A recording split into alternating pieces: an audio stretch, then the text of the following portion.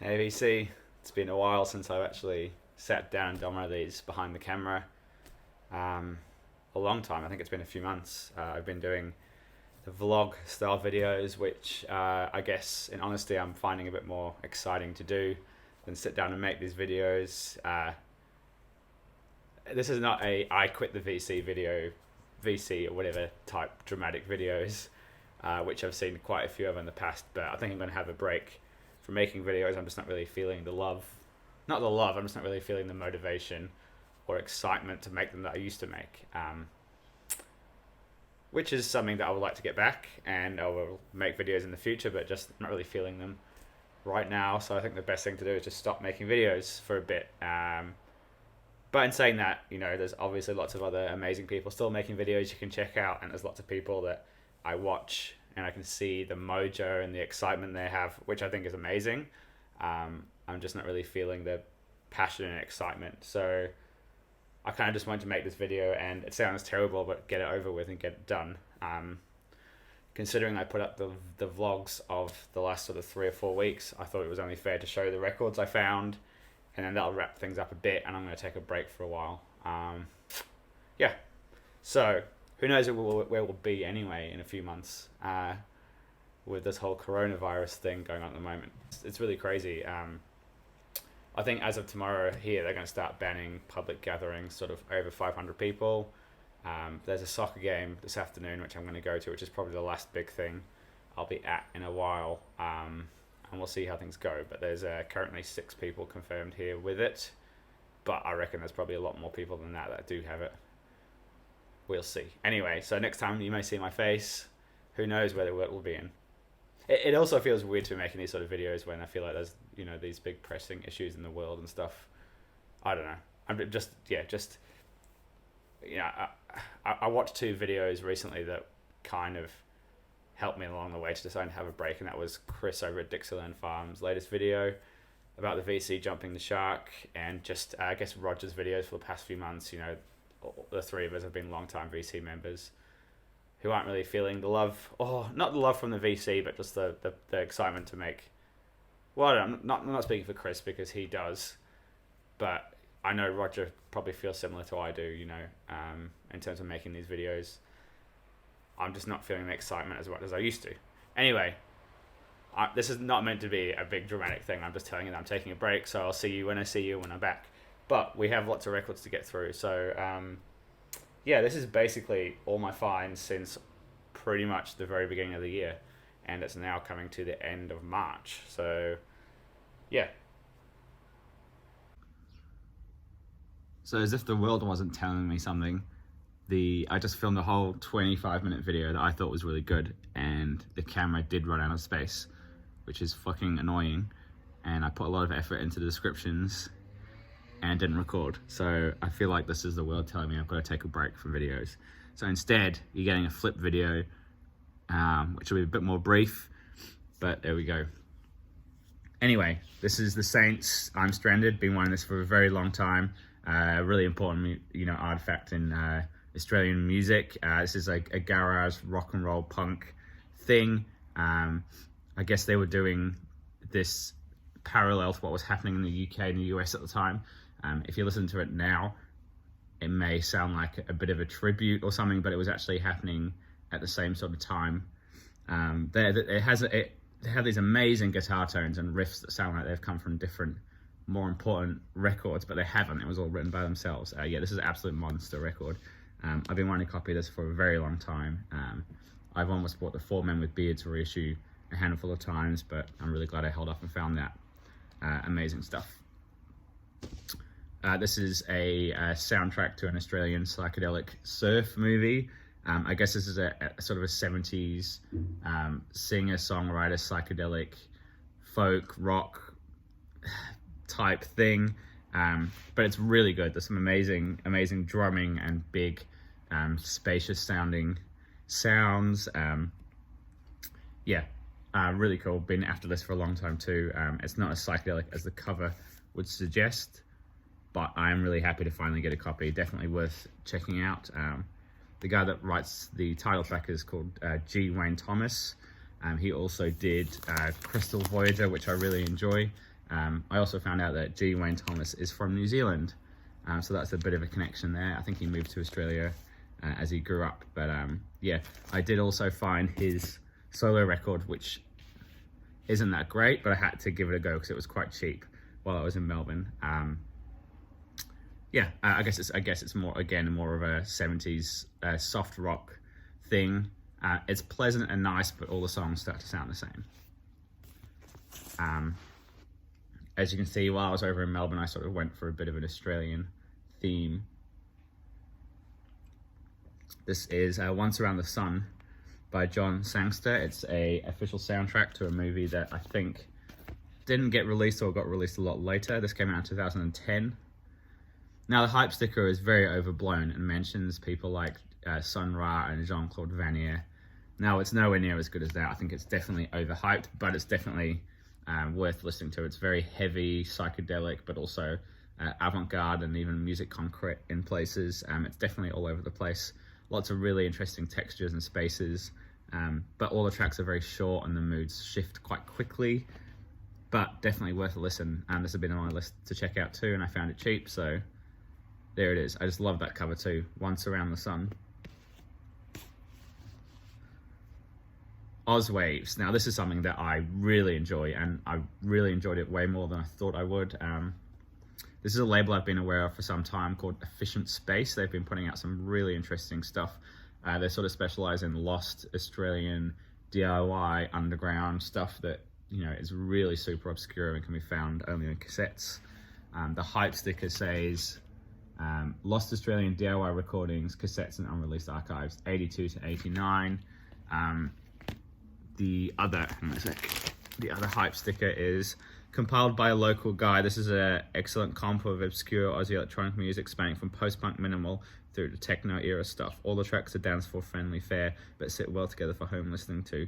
Most of these are impossible to find. It's nice when people do all the hard work for you. Yeah, definitely. This is really killer. Alex, Motoric 24/7, please check this out. I think you'd like them both.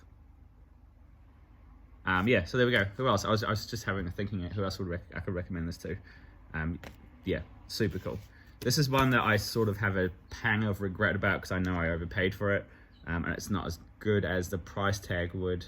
I mean, it's good, it's really nice, but I think I just got a bit excited because I saw two people that I respect quite a bit post this record, and I'm sure they probably paid a bit less, which sort of, you know, balances it out a bit, but yeah, Jim Jarvis, Outskirts of Town. This is a folk and blues record recorded by this guy called Jim Jarvis, who is from Sydney. There's a couple of tracks singing about Sydney. I think there's a track called Balmain. He does a Jackson C. Frank cover, which got me intrigued.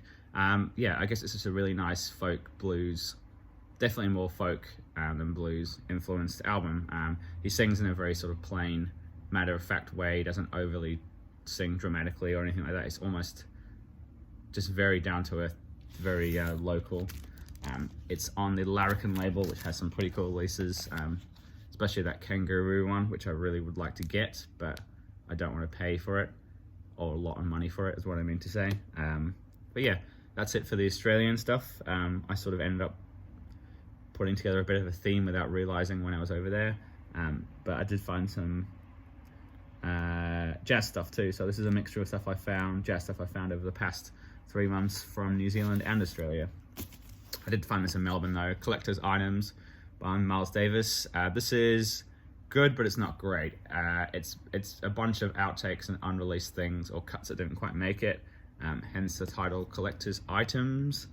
The sessions around this were pretty tense, and they weren't very creative, and I think they were coming off or in the middle of heroin addictions.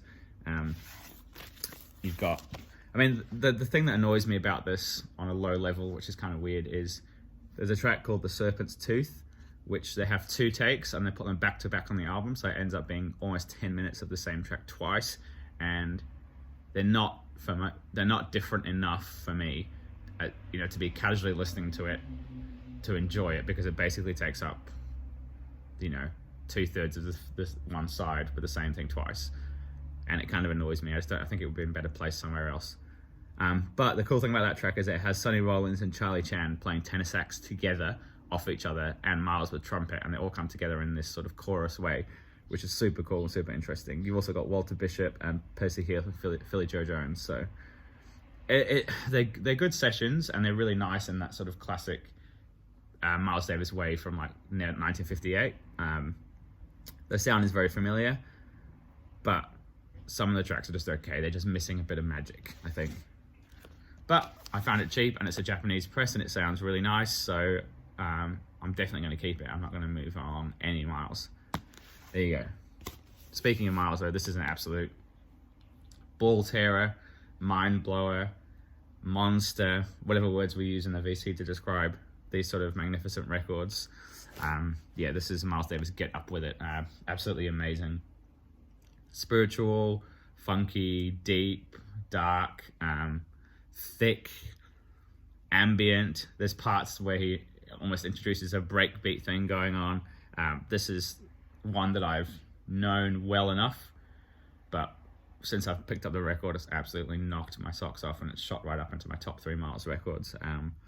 I've been wanting a copy for a long time, for years, I would say, and I've come across reissues and weird New Zealand presses or Australian presses or beat up copies or overpriced copies, but yeah, to get this one in immaculate shape, an original US press, I'm over the moon with it.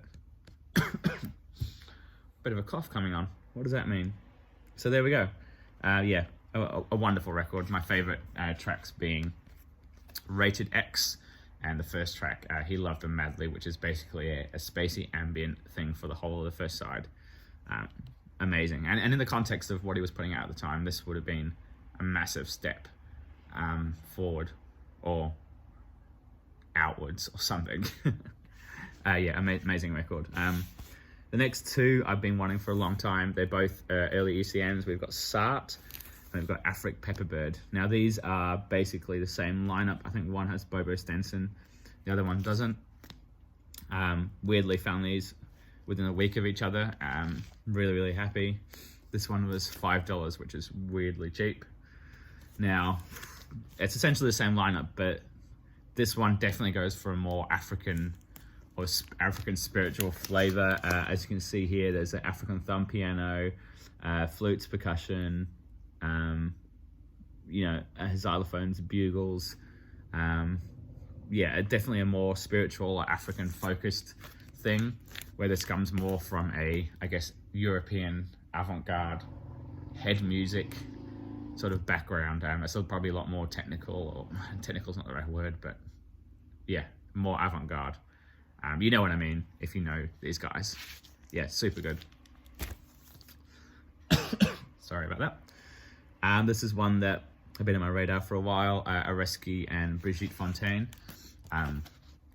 This is the two of them doing almost like a call and response thing, where they speak to each other and ask each other questions, and almost feels like a conversation between two people that you can't quite understand, with some really nice instrumentation and use of space in the recording. And there's some hints of Eastern elements in this too.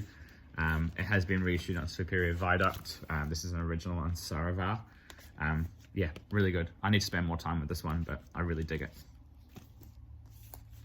Now, this one has flown under a lot of people's radars. This is Mali Mahood Ghana with Farrah Sanders. It's called The Trance of Seven, or is it The Trance of Seven Colors. Amazing, like North African music mixed with spiritual jazz. It is an absolute mind blower. I think this is one of my favorite reissues from last year. I almost didn't pick it up, and I'm glad I did, because it's, yeah, absolutely fantastic. It's pressed on two LPs, and it's dead quiet, thick vinyl. It sounds incredible. I think this is probably the highlight of the video. Like, if you've made it this far, check this out, because yeah, I think this has been very overlooked in the VC. I think it's, yeah, an amazing record. I don't think anyone's shown it or talked about it that I've seen, but yeah, it's amazing. Really happy. This is amazing story that I'm not going to read out to you in the booklet about these people called the Garnois. I'm not going to read it, because once I start, I'll end up reading the whole thing. Yeah, really, really interesting. The music is basically a spiritual ceremony that they play to release inner demons, and they have to hit certain milestones and feelings, and they go through this 7 phases of colors to make it through a ritual. And Farrah Sands' friend has joined them for this ritual, and they create this really amazing music. But yeah, there you go. These are 2 reissues that I picked up cheap at a record fair. Alice Coltrane, Eternity, and Transfiguration. I like these. They get a bit of stick because they're not as good as early stuff, but there's some really interesting stuff on here. Some really crazy playing.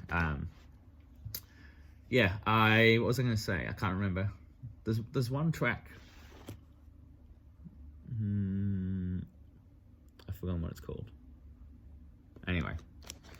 Yeah, so this is Eternal. It doesn't have anybody I recognize on it, apart from one name. I think it's, what's his face? Charlie Hayden.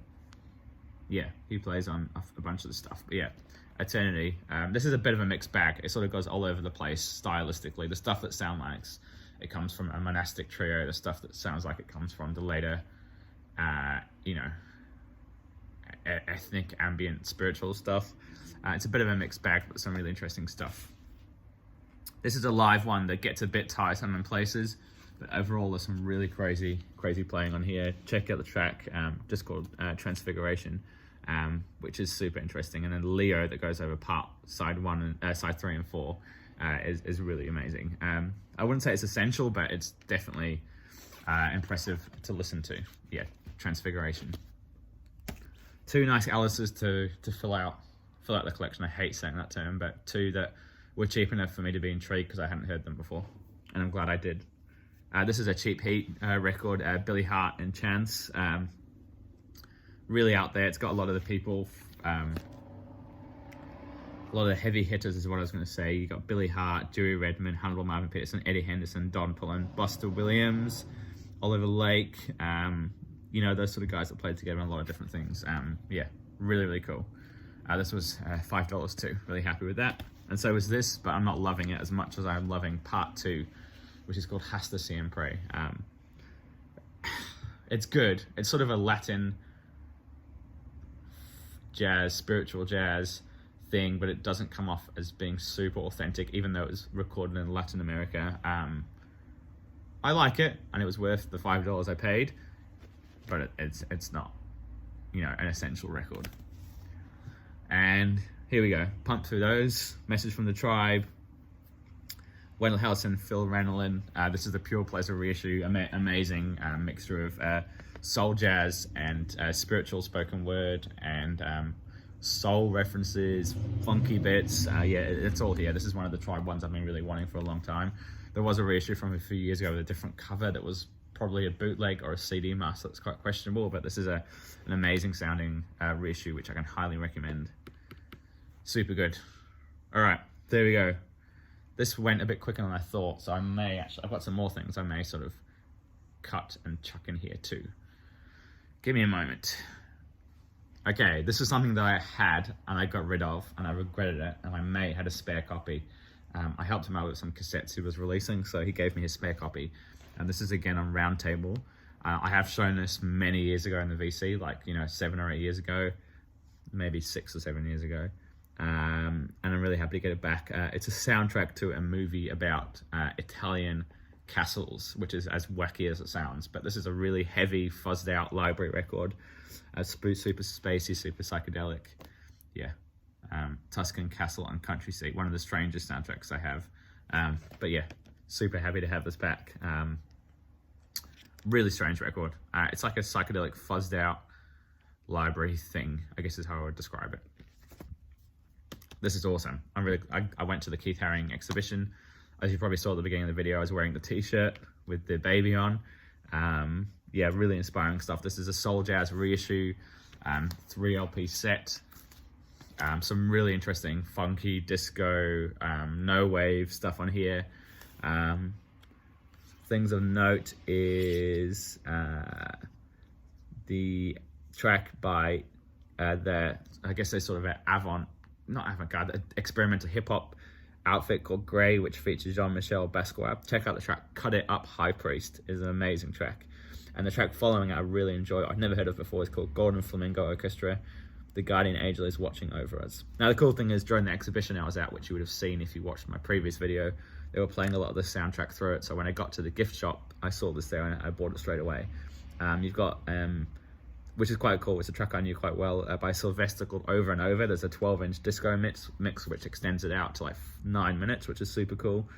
Names I'd recognized before, being, I don't know, Pylon, Artzord, I know, but here we go, Fab Five Freddy.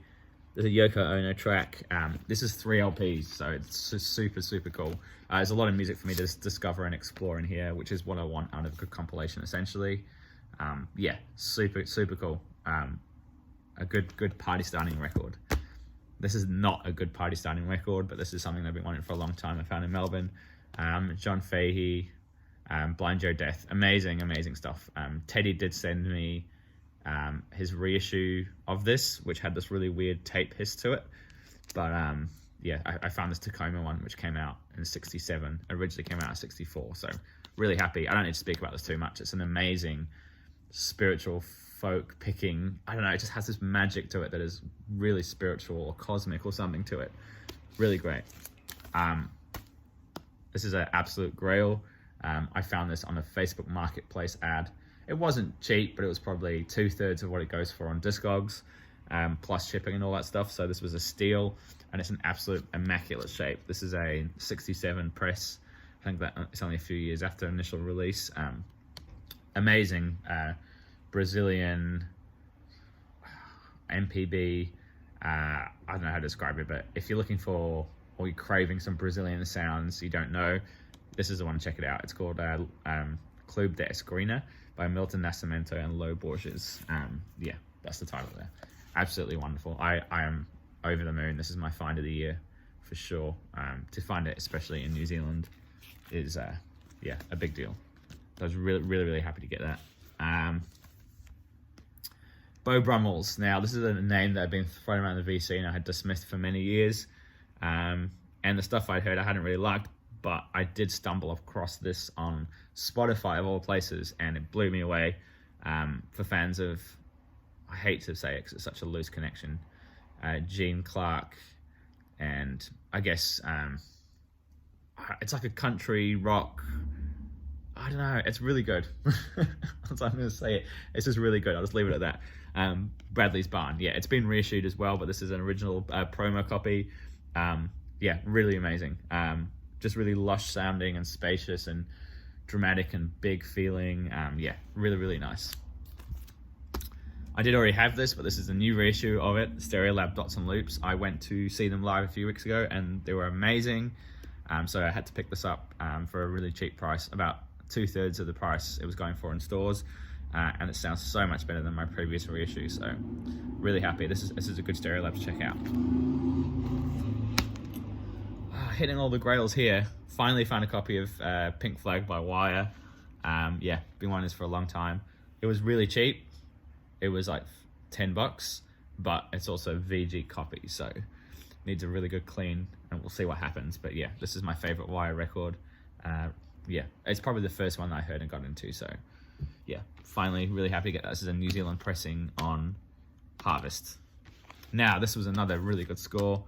This is a proper UK original first press, Caravan. If I can do it, if I could do it all over again, I'd do it all over you. An amazing Canterbury prog record. I'm sure you all know this. Derek Higgins, one of the founding VC members, have been talking about this record for years, so you would have all watched one of his videos at some point. I'm sure you would have come across him talking about this. Yeah, an amazing record. Really happy. I prefer this one, I think, to In the Land of Grey and Pink. But yeah, there you go, fantastic. And the last one, ending on a high, because this will be my last video for a while. But yeah, Nick Drake, Brighter Later. I did find an original US pressing of this. It wasn't cheap, but it wasn't absolutely crazy either. I've paid more for less, I should put it that way. Yeah, amazing. Really happy to finally get this. This matches my original US press of 5 Leaves Left. So of course, being a record collector, I have to try and get a matching Pink Moon, which will probably never happen, but we will see. So there we go. Oh, some birds on the balcony. Anyway, that brings it to the end of the video. I thought it would end on a bit of a grail there. Yeah, I don't know when I'll be back. As I said before, not feeling it, so I'll just make a video when I feel like it. Yeah, I don't want this to be some sort of dramatic quitting thing. I'm just taking a break. That's it, really. Of course, I'll be back at some point, and I'll see you all soon. Cheers. Bye.